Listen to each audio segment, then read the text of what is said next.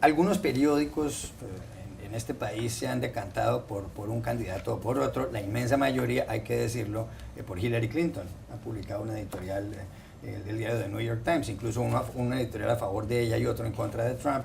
Ha hecho cosas parecidas el periódico The Washington Post. Hoy en su periódico, en el diario El País de Madrid, cuentan cómo incluso algunos periódicos tradicionalmente conservadores republicanos se han volteado, por decirlo claramente, y están apoyando a Hillary Clinton. Es el caso del periódico Arizona Republic en ese estado.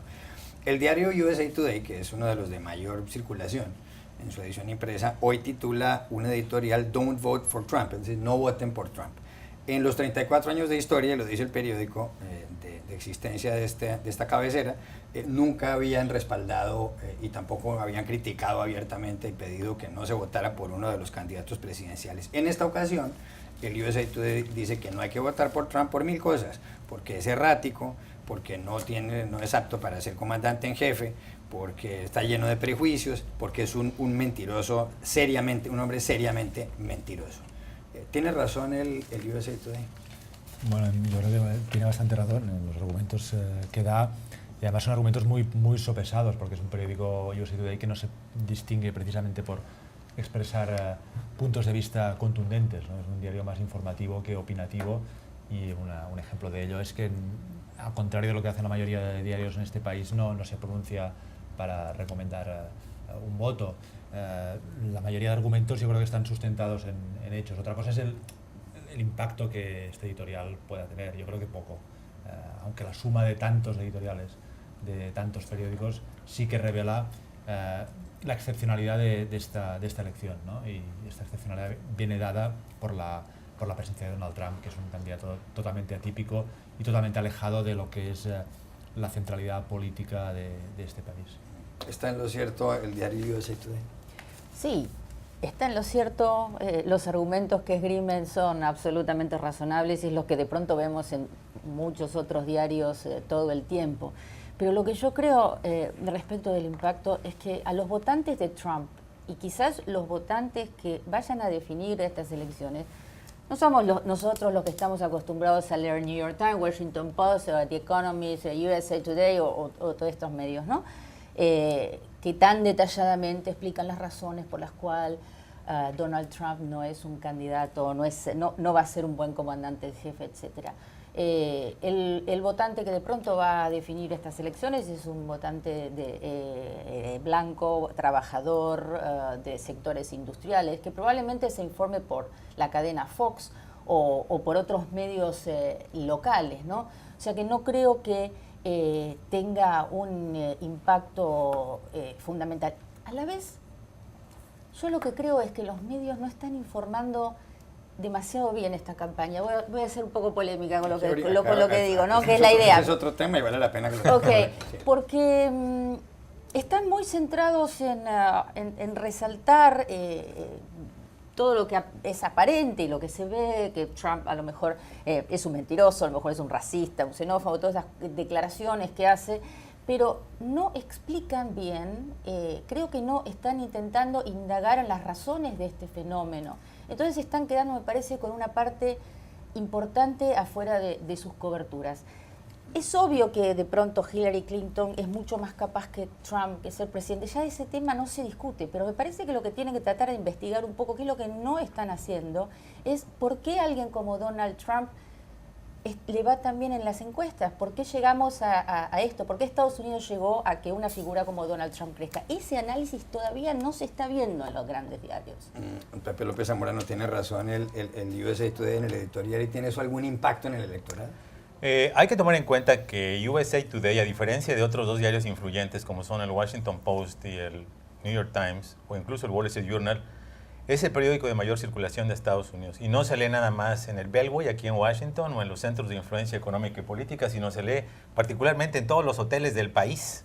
Es por eso que es de alguna manera uno de los diarios de mayor circulación. Entonces yo creo que el peso que puede tener, si bien coincido con Mark, que es modesto, probablemente sea mayor que otros medios que circulan en los lugares donde ya está definida y predefinida la elección, como pueden ser Nueva York, el estado de Nueva York, o puede ser el Distrito de Columbia y otros lugares. Ahora, a mí me parece increíble el editorial en cuanto a la exactitud que hace de una descripción prácticamente psiquiátrica de un psicópata. Digo, y no soy psicólogo, pero si lees la lista de temas que dice que es errático, mentiroso, trafica en prejuicio, se conduce de manera imprudente, mentiroso serial, etcétera, realmente preocupa, ¿no? Cuando un medio que se ha caracterizado editorialmente por la imparcialidad, casi que por la ambigüedad, demasiado suave en sus opiniones siempre que lo hace, ahora realmente me da la impresión que retrata muy bien un aspecto de la sociedad de Estados Unidos, ¿no? Para quienes la candidatura de Donald Trump realmente es un peligro económico, es un peligro en seguridad nacional y este es un peligro moral, ¿no? Por el mal ejemplo que está dando para las nuevas generaciones con su comportamiento.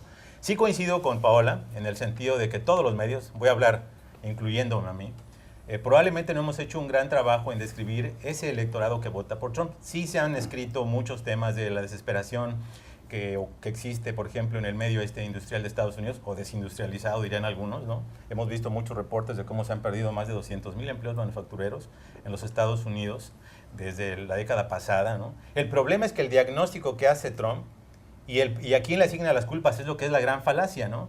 Yo me sorprendí muchísimo cuando en los primeros minutos de su mensaje en el debate presidencial parecía que México o China somos el origen de los problemas económicos de Estados Unidos. Entonces aquí el tema no es de que no se entienda que llega un electorado que se siente inseguro económicamente, que haya perdido la certeza de su futuro, que haya perdido empleos. Son esos mismos americanos que se están suicidando en números récords, que tienen el peor nivel de salud a la baja más que afroamericanos y latinos, ¿no?